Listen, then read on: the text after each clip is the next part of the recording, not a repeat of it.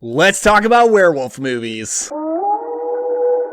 What's going on, my friends? Welcome again to the COBWEBs channel. My name is Daniel, and today we're going to be talking about my top 15 werewolf movies of all time. Very excited for this list. I absolutely love werewolves, one of my favorite monsters to show up in movies or any other kind of media. And today we're going to be talking about those werewolf movies that I really love that really focus on the werewolves. And what do I mean by that? That means that not every movie that has a werewolf in it is going to be eligible for this list. And I mostly mean no monster mashup movies. No Abbott and Costello Meet Frankenstein, no House of Frankenstein, no Mad Monster Party, no Van Helsing, no Monster Squad, heck, no Hotel Transylvania if you thought that was going to make the list. None of these movies, because those movies feature werewolves, but they're not predominantly about werewolves. That's the only kind of movies that we're going to be talking about on this particular list. Now, before I talk about my list, I want to invite you to hop on down to the comments section and let me know your favorite werewolf movies of all time. Whenever I do these list videos, I get tons of fantastic recommendations that go right onto my watch list. So tell me what werewolf movies I missed. Tell me your favorites. I really want to know. So I feel like I've really got a solid top 14, and it was kind of hard to pick a number 15. So my number 15 is The Cursed from 2022. This came out just last year, the most recent film on the list. In the late 19th century, a brutal land baron slaughters a Romani clan for their land, unleashing a curse on his family and village. In the days that follow, the townspeople are plagued by nightmares, the baron's son goes missing, and a boy is found murdered. The local suspect, a wild animal, but a visiting pathologist, warns of a more sinister presence lurking in the woods. Now, I don't own this movie, but I checked it out on Hulu, and it's one that actually came to theaters near me, and I wanted to see it, never got around to it. Glad I finally watched this movie leading up to this list, because it's a solid period piece that's incredibly well done, absolutely beautiful visuals, beautiful period recreation. I really like Boyd Holbrook in the lead role. He's the guy you normally see in supporting roles in things like Logan or the latest Indiana Jones. This movie really proves that he should be getting more lead roles. Now, when it comes to the werewolves, with all these movies, that's going to be a big focus of these conversations. How is the werewolf? How is the werewolf transformation? Well, the werewolves are not great in this movie because they don't have hair, which is such a weird thing. These are bald werewolves. Now, I give them credit, however, because they are scary looking. These are scary looking monsters. And if I came face to face with the werewolves from The Cursed, I think that would be scarier than some movies that are going to place much higher on this list. But they are bald, which just kind of bums me out a little bit. This is a brutal movie, not for the faint of heart. It's got some really disturbing sequences in it. It's also got a really scary scarecrow that shows up repeatedly in people's nightmares. That's really cool. That's one of the quickest ways to my heart. If you got a spooky scarecrow in a movie, I am in. So it's some great rural period piece atmosphere, extremely foggy, but it is kind of slow. Not a great movie, not one that really got me super emotionally invested beyond feeling disturbed. And the werewolves are bald. Next up is a movie with the worst werewolf on the list, but a movie I just cannot help but enjoy, and that is Teen Wolf from 1985, starring Michael J. Fox. When a shy teenager discovers a family curse that turns him periodically into a werewolf, he also discovers that these newfound powers helps him score at basketball and with the popular girls. But when this puts him at odds with his true friends, including Boof, he's got some pretty difficult decisions to make. Now, I don't own this movie, but it is available on Blu-ray from Scream Factory, and I most recently revisited it on HBO Max. Now, let's get this out of the way. The werewolf looks terrible in this movie. It is an awful design. I think by far the worst design for a werewolf that's going to show up on the list. And this is so weird as a werewolf movie because it almost doesn't matter that he is a werewolf. What this movie is a super typical teen high school movie where a guy gets good at basketball, he suddenly gets popular with girls, and he doesn't quite know how to handle it. He doesn't know how to keep his true relationships with his real friends. I mean, that's Can't Buy Me Love. This movie is basically Can't Buy Me Love, except instead of paying a girl to date you, you turn into a werewolf, which is a really weird thing. As a werewolf, he doesn't lose his mental faculties. He doesn't eat anybody, kill anyone. There's nothing like that. He just turns into an ugly werewolf. It's a very silly, goofy movie, but it's got the power of 1985 Michael J. Fox. The same year he put out Back to the Future, and he's got that Marty McFly charm going on. So much fun to watch this movie, I think mostly because of him, but the film is definitely entertaining. Not a great werewolf movie, but I couldn't deny Teen Wolf has got to make the list. Next up is another silly, dopey werewolf movie that I can't help but enjoy. At number 13, we've got Wes Craven's Cursed from 2005. In Los Angeles, siblings Ellie and Jimmy come across an accident on Mulholland Drive. As they try to help the woman caught in the wreckage, a ferocious creature attacks them, devouring the woman and scratching the terrified siblings. They slowly discovered that the creature was a werewolf and that they may have fallen victim to a deadly curse. Look, okay, there aren't a lot of like amazing werewolf movies, so this is top 15. There's gonna be some movies that are subpar, but this is a subpar movie that I really dig. I think it's super entertaining, but we have to acknowledge that it's not the movie Wes Craven wanted to make. This movie went through absolute development hell, multiple different versions of the cast, very much multiple different versions of the script, and what we got is a mess. But it's a darn entertaining one. Wes Craven is still a great director. He still crafted a movie that's really fun to watch. I love this cast. It's still a great cast. Christina Ricci, I mean, she's just a queen of horror from the 90s and 2000s, particularly if you grew up in that era. Werewolf transformation-wise, CGI garbage, not good. But there's actually some pretty good werewolf content in this movie. You got some practical werewolves. You've got a werewolf giving someone the finger, which is bizarre and insane, but it's a thing in this movie. And if you're making a list of the top werewolf movies and there's a movie where a werewolf gives someone the finger, I think you have to include it. I think it's like the law, actually. Next up is the movie that will probably always be known as Universal's other werewolf movie. This is the first attempt at a werewolf film in the canon of Universal Monsters films. This is Werewolf of London from 1935, which I own in this Wolfman collection of Universal Monsters films. It's featured on here, but yeah, that's a much better visual aid. Let's stick with that. While on a botanical expedition in Tibet, botanist Dr. Wilfred Glendon is attacked in the dark by a strange animal. Returning to London, he finds himself turning nightly into a werewolf and terrorizing the city with the only hope of curing his affliction, a rare Asian flower. The existence of this movie is interesting because it is the first werewolf movie in the Universal Monsters canon, but it's just never going to be the one you think of first. It's not going to be hardly anybody's favorite one, but despite all that, it's always been a movie that I have liked. Never loved, but liked. It's definitely a good, classy werewolf film with a lot of interesting side characters populating it. I think that's one thing that makes it particularly special, but I think the thing that holds this movie back is Henry Hull in the lead role as the werewolf himself. And it's not just Henry Hull's fault. I'm not criticizing him as an actor. This is a boring, unlikable character that he's playing.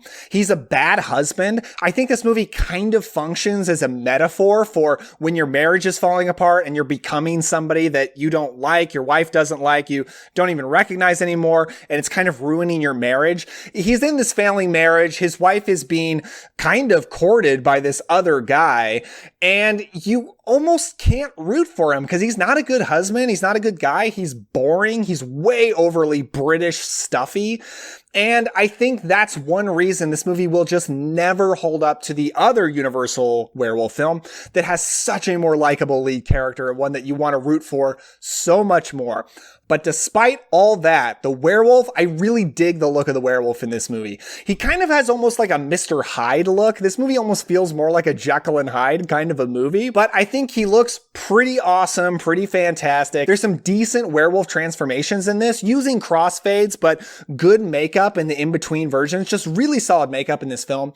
And there's some decent werewolf sequences. Nothing as cool as in the other films we're going to talk about, but some pretty good ones, including a couple who's meeting in the park because the guy's cheating on his wife, and their very candid conversation about that is actually kind of funny. And the werewolf attacking there, that's a good sequence. There's some good stuff in this movie. I like it. It's just hard not to compare Werewolf of London to a much better movie. At number 11 is a weird one. I need you guys to trust me. Just go along with me here. Don't laugh. All right, you can laugh. You can do whatever you want. This is A Boy Who Cried Werewolf from 2010. This is a Nickelodeon movie. Okay, I said, just go with me here. A California family inherits a castle in Romania. This is especially exciting to the son, who is obsessed with monsters, and he is not disappointed when one of the family members becomes a werewolf. This movie is not on Blu-ray, very difficult to get on DVD, but I watched it on Netflix. Highly recommend checking it out there. Yeah, like I said, this is a Nickelodeon movie starring Victoria Justice, but it really is so much better than you would ever guess. Now, I admit, I love gateway horror movies. I really like kids' Halloween horror, and this really fits into that. But it's got a castle in Romania, so the atmosphere of the Romanian town and the castle itself is pretty fantastic. The werewolf content is actually solid. It's got practical werewolves, practical werewolf transformations. It's even got another kind of monster in here that I was not expecting and was super happy to see. So it ends up being a little bit of a Monster Mash movie, but make no mistake, this is a werewolf film first and foremost. And the characters, the kids, the parents, they're just likable. It's a fun, kids, family-friendly Halloween horror movie with solid werewolf content. And I can't deny, I definitely enjoy this movie more than all of the movies on the list before, even if some of those are more respectable. A Boy Who Cried Werewolf from 2010 is lots of fun. By the way, this is not related to the 1970s version. It has absolutely nothing in common, and that movie is not good. I highly recommend the 2010 version instead. Cracking into the top 10 is Joe Dante's The Howling from 1981. After a bizarre and near fatal encounter with a serial killer, a newswoman is sent to a rehabilitation center whose inhabitants may not be what they seem. Okay, I know this is shockingly low for a lot of people. I know for so many people this is a top 3, top 2 werewolf film of all time. And it's just a movie I've never loved as much as a lot of other people do. I definitely like it. It's still got to make the top 10. But I do find it a little slow, and I do find the characters a little bit uninteresting. I do like Dee Wallace as an actress, glad to see her here, but the characters are just kind of two couples, and there's nothing really going on between the two of them. They're kind of dull, so that bums me out a little bit, but the werewolves are fantastic in this movie. This is some of the best werewolves you're going to see on screen.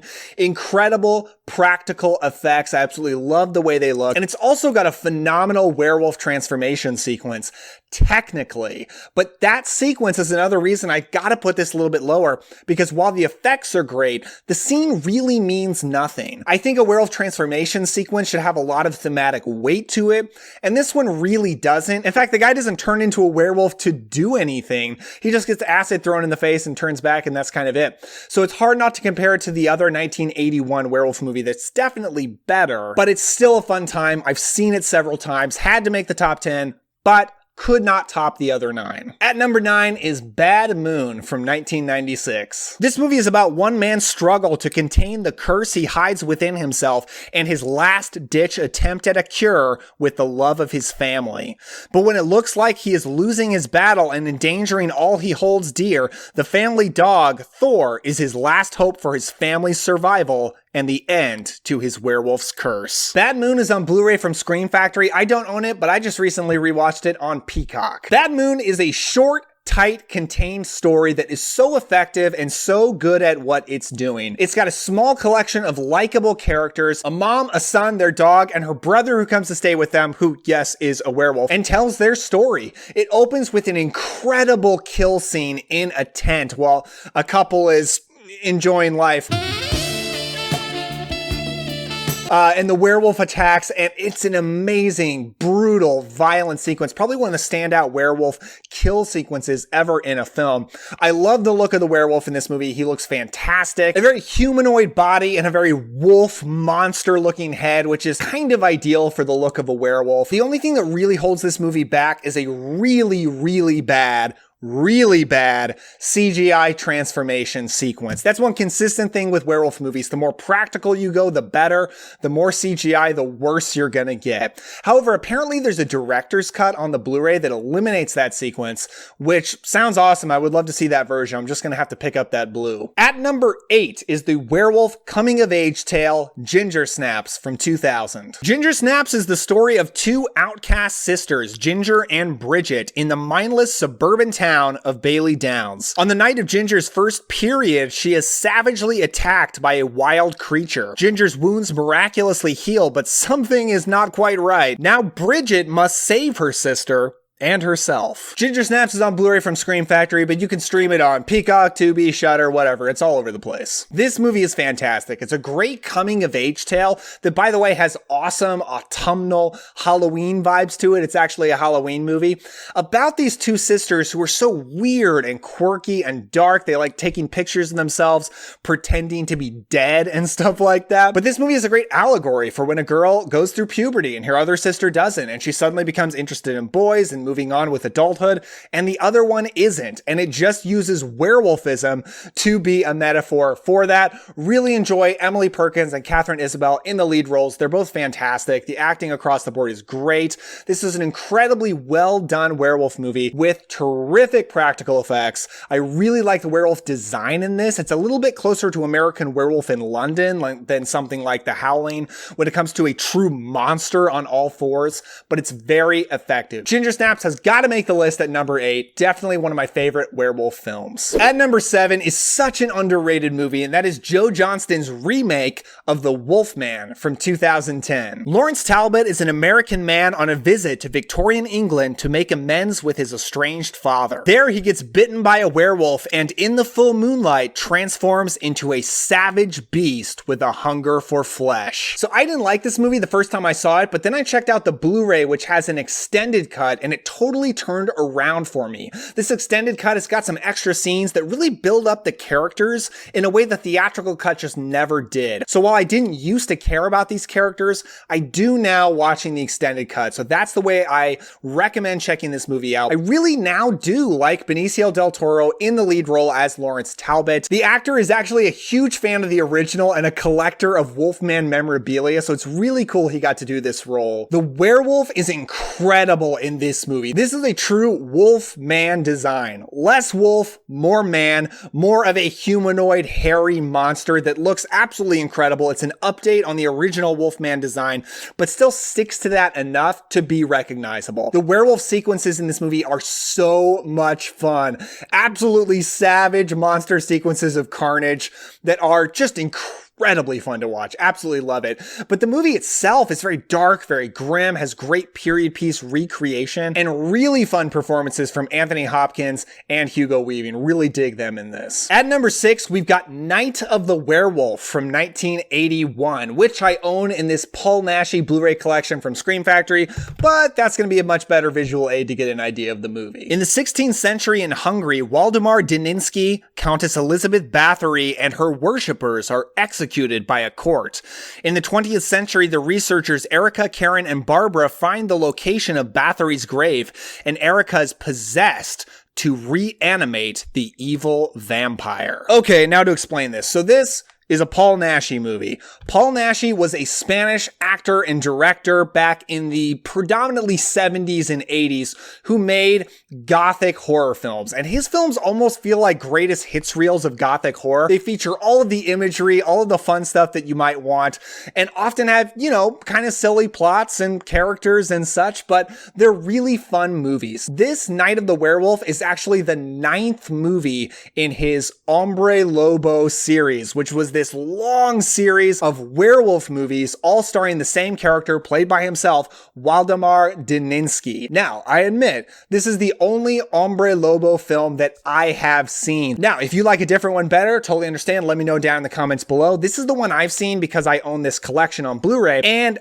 I love it. I think it's so much fun. It is a werewolf versus vampire movie, but I don't think it's quite, a whole monster mash movie. It's got the protagonist of a werewolf and the villain of a vampire. This movie has some of the most incredible gothic imagery and atmosphere I have ever seen in a movie. There's a sequence that really sticks out in my head of these vampire women all floating among all this fog towards their victim. And Paul Naschy as a werewolf looks great. I really like the design. It kind of looks like a mix of Lon Chaney Jr.'s The Wolfman and Oliver Reed's Werewolf, who we're going to talk about a little bit later on this list. This is a really fun movie. Night of the Werewolf, or also known as Return of the Wolfman or The Craving. These movies always have all these alternate titles. Is one of my favorite werewolf movies of all time. I love it. Cracking into the top 5, we've got The Company of Wolves from 1984. An adaptation of Angela Carter's fairy tales and Little Red Riding Hood. Young Rosaline dreams of a village in the dark woods where Granny tells her cautionary tales in which innocent maidens are tempted by wolves who are hairy on the inside. As Rosaline grows into womanhood, will the wolves come for her too? I absolutely love this movie. It's a great fairy tale horror film, which is a subgenre that I really love. Incredible atmosphere out in the woods with cottages and werewolves and snow, and it looks incredible from start to finish. The werewolf transformations are some of the greatest I've ever seen in any movie. You can see one pictured right here. Absolutely amazing werewolf transformations. The werewolves themselves just look like wolves, so you're not going to get really cool monsters in this particular movie, but I do think the werewolf transformations make up for it. I really love all of the lore and the fairy tales around werewolves. It's almost like an anthology of werewolf fairy tales, and for that reason, it's incredibly satisfying. As a fan of werewolves and a fan of fairy tales, I love A Company of Wolves. It's gotta make the top 5. At number 4, we've got the only werewolf film in Hammer Horror's catalog, and I'm a big Hammer fan myself. This is The Curse of the Werewolf from 1961. This film stars Oliver Reed as an orphan of a maniacal beggar and a mute servant girl. From his birth to young manhood, he discovers a horrible secret. Try as he may, the cursed man is unable to deny the dark force within him. When the moon is full, he becomes an uncontrollable, seemingly unstoppable killer, incapable of distinguishing between friend and foe. While many Hammer films are tight, contained stories, this 90-minute film is actually a big epic that takes place over decades. Now, this movie is unsatisfying to some people because it does take a long time to get to the werewolf, because the movie actually starts with before the werewolf is even conceived. This is actually based on a novel called The Werewolf of Paris, and it's an incredibly unique take on the werewolf legend when it comes to how someone is cursed with werewolfism, how they are cured, how they die. It's all pretty unique and interesting. You're not going to see any other werewolf movie like this. I absolutely love Oliver Reed in the lead role. He is so over the top and sweaty, so believable as this guy with this horrible curse who is so torn apart by it. And the werewolf design is fantastic. I love the gray hair. I love how well you can see Oliver Reed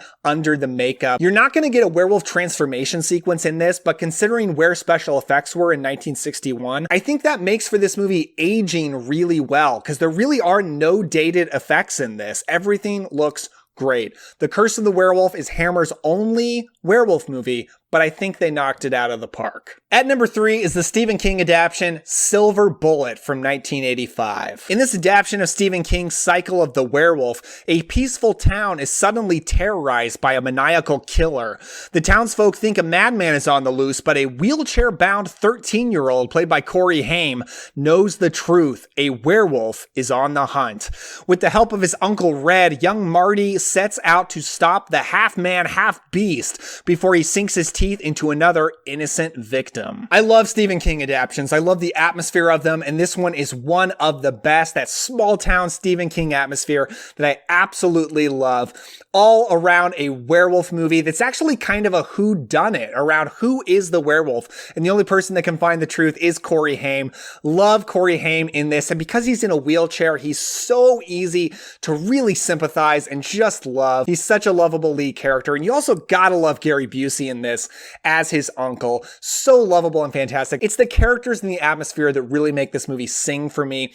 There is some pretty gnarly werewolf violence in this that kind of juxtaposes how quaint everything else feels in the movie. There's a lot of darkness in here that you might not expect. Now, the werewolf himself does not look great, not a great design or execution, but I gotta admit, it works enough for me because I love everything else in Silver Bullet so much. Man, these top two are two of my absolute favorite movies of all time, but there's absolutely no question for me what the order is. So at number 2, we've got An American Werewolf in London from 1981. A 1980s take on the classic werewolf tale. This is the story of two American tourists who, while traveling in England, find their lives changed forever when a vicious wolf attacks them during the full moon. This might be the most beloved werewolf film of all time, and it's for good reason. Let's start off by talking about the werewolf and the transformation. Now, this is the greatest werewolf transformation of all time. Now, not only are the special effects amazing, and they are by Rick Baker, incredible special effects that they had the courage to show in bright light.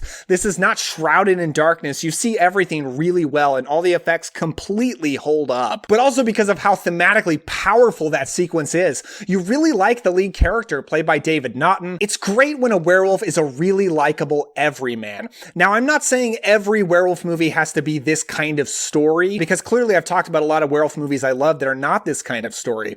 But I do think the best possible werewolf story is about a likable everyman who is cursed. You follow him through this horrible journey of turning into this wolf until he meets his end somehow. That's the best, most quintessential werewolf story, and that's what this film does. A classic story. David Naughton fills that role really, really well. But I also love Griffin Dunne as his friend, the rotting corpse, which is such a kind of classic horror comedy bit now, which is an interesting thing about this movie because a lot of people do call it a horror comedy. I would call it a horror movie with funny elements. It's also got a great soundtrack full of songs that incorporate the word moon in there all throughout the entire movie, which is fantastic. But when it comes to horror, this movie is scary. It is brutal. It is violent. And it is heartbreaking, particularly when it comes to David Naughton's relationship with Jenny Agutter, who, man, I just love in this movie. She's so great. So great. Now, the werewolf himself looks amazing. It is a down on all fours werewolf, and I do tend to prefer my werewolves up on 2 legs, and I think that's kind of a hotly debated issue in werewolf fandom communities. Let me know down in the comments below. Werewolves on all 4s or 2s? I want to know. But it is the best version of a werewolf on all 4s. He looks amazing and absolutely terrifying, and they do hide him quite a bit, but that means when you see him, it really packs a punch. But at number 1, was there any doubt? It's a movie I talk about all the time. I could not possibly love it more. One of my favorites ever. The Wolfman from 1941. After his brother's death, Larry Talbot returns home to his father and the family estate. Events soon take a turn for the worse when Larry is bitten by a werewolf. I am a huge fan of the Universal Monsters, and my favorite movie of the bunch is The Wolfman, because I think it's got the perfect blend of great monster, great antagonist, and great protagonist, and they both happen to be the same character. The best possible version of the classic werewolf story is in this film because Lon Chaney Jr. is the best werewolf character. He is so likable, such a great everyman. I absolutely love him, and I love his relationship with Evelyn Ankers, who plays Gwen. They have such an adorable romance in this film that really makes you want everything to be okay and want him to get out of this horrible situation alive. Now, I could not possibly love the werewolf design more. It is so iconic. It's one of the best monsters ever on screen for my money. The transformation sequences are not the best. It comes to crossfading and such. That's really all they could do in 1941. But I think it's fine enough, and it's made up for by how incredible the design of the werewolf is, the atmosphere of this movie, the scenes of the Wolfman walking through the foggy English woods with the dead trees with all of the branches out like ghost hands, like it's just so spooky. It's the best possible werewolf content you could ever see. And the score for this movie is so good. They reused it in like almost every Universal Monsters sequel that came out after this. It's an incredible score. One of my favorites in of any movie of all time. The Wolfman is one of my favorite movies of all time. I think it's unbelievably satisfying as a werewolf story, and it's gotta be my #1 werewolf movie. But what movies did I miss? Let me know your favorite werewolf movies down in the comments below. And if you haven't yet, check out my recent video on my top 15 witch movies and my recent video on my entire Scream Factory Blu-ray collection. Got tons of horror horror content on the channel. Check it out. Give a like if you enjoy this and subscribe for more videos like this. With all that said, don't forget to enjoy yourself today. Have some fun, and I'll see you next time.